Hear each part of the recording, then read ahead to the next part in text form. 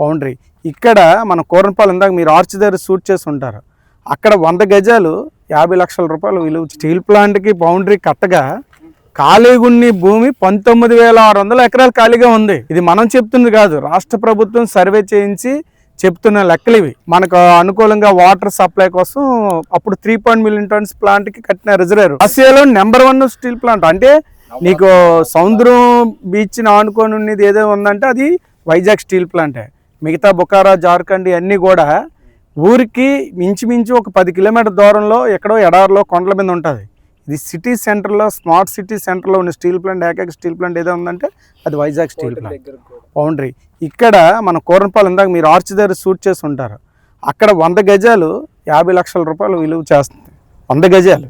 అలాంటిది ఇక్కడ 19,600 ఎకరాలు అంటే 4 లక్షల కోట్లు వాల్యుయేషన్ ల్యాండ్ ఉంది ఇక్కడ. ఇక్కడ కావాల్సింది ఆదానివాడికి కావాల్సింది ఈ ప్లాంట్ కోసం. ప్లాంట్ కాదు, ప్లాంట్ ఏముంది, 3 సంవత్సరాలు చేస్తాడు, లాస్లో వచ్చిందని మూసేస్తాడు. ఆడికి కావాల్సింది ఇక్కడ ఉన్న భూమి. ఇక్కడ 4 లక్షల కోట్లు వాల్యుయేషన్ ప్రభుత్వం లెక్క ప్రకారం చూసుకున్నా 4 లక్షల కోట్లు. అది గవర్నమెంట్ రేటు, మనం ఆ రేటు పరంగా చూసుకున్నా. Government rate. సో ఈ భూమిని ఏం చేశారంటే